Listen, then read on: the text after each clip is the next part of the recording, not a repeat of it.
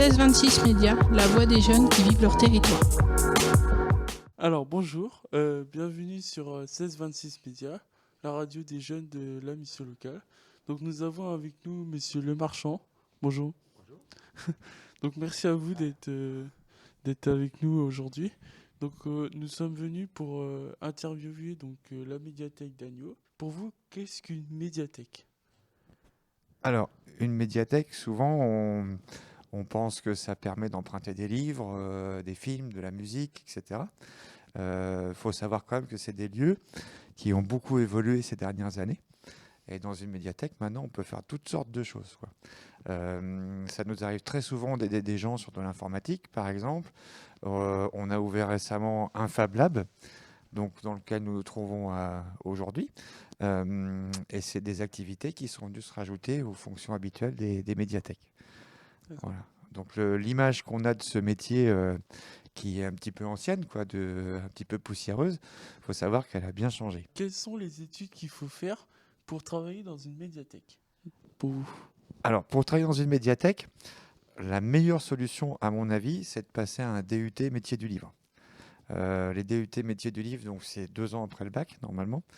Ils sont préparés dans quelques écoles. Alors, les plus proches, en fait, sont au Havre ou à Rennes ou à Caen pour nous.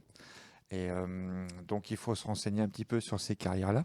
Il faut savoir qu'il y a deux filières, en fait, dans ce métier-là. Il y a la fonction publique territoriale, donc de laquelle nous faisons partie, donc qui dépend des communes et des départements, et la filière d'État, donc qui va concerner les très grandes bibliothèques, par exemple les bibliothèques de Lyon, Marseille, etc., et aussi tout ce qui est bibliothèque universitaire. Donc il y a une orientation à prévoir dès le départ.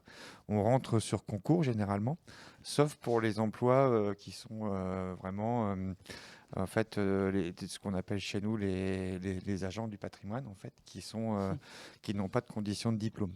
Quels sont les différents domaines professionnels pour travailler dans une médiathèque? Alors déjà, moi je pense que pour travailler dans une médiathèque, il faut être assez curieux Ouais. de tout. Melville Dewey, c'est le scientifique américain qui a inventé notre classification. Il disait, il faut connaître tout sur quelque chose D'accord. et un peu sur tout. Ouais. Donc c'est un état d'esprit en fait qu'on doit avoir. Et puis il faut avoir aussi un grand sens des relations publiques. D'accord. Parce que c'est un métier qui est fait en fonction du public.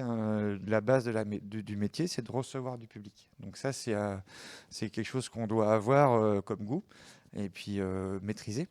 Et le deuxième aspect, c'est que contrairement à ce qu'on pourrait penser, on ne reste pas assis derrière un bureau toute la journée et on range des livres de temps en temps. Ouais. En fait, dans ce métier-là, c'est très varié.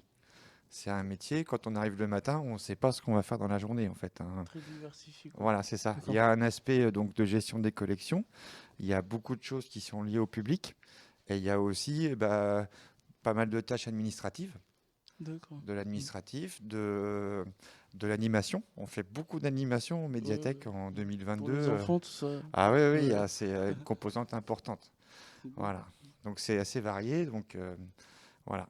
Quelles sont les différentes missions culturelles confiées par la commune? Alors, dans les textes, en fait, on est chargé d'assurer à tous les publics un accès égal à la culture. Donc, quand on a dit ça, on a tout dit et rien en fait. Faut savoir que la culture, elle prend plein de formes maintenant. C'est plus seulement ce qu'il y a dans les livres ou dans Ouais. les films, hein.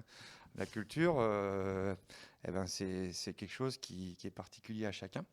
Donc, nous, notre mission, en fait, c'est de rendre possible les choses. D'accord. Que les personnes qui viennent ici puissent accéder à la culture qu'elles souhaitent et aussi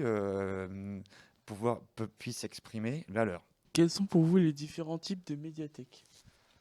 Je dirais bien qu'il y a Agneaux et toutes les autres. D'accord. Non. En fait, il y a un fond commun.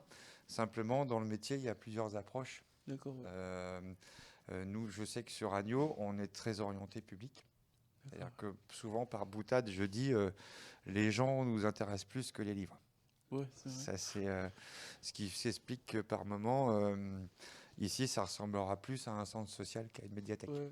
C'est Ouais, c'est un parti pris. Mais je dirais que grosso modo, il faut distinguer les médiathèques qui sont dans les villes. Mm. Donc, par exemple, à notre échelle, ça peut être Agneaux, Saint-Lô, Condé-sur-Vire, Torigny, ouais, c'est vrai. des grands établissements donc, qui sont souvent dans les bibliothèques universitaires. Et puis des grands établissements classés donc, qu'on va retrouver dans les grandes villes comme Paris, etc. Merci à vous, monsieur le marchand. Ah bah non, merci à vous. C'est sympa Merci. de vous intéresser à nous. Donc c'était 1626 Médias. Merci à vous. 1626 Médias, la voix des jeunes qui vivent leur territoire.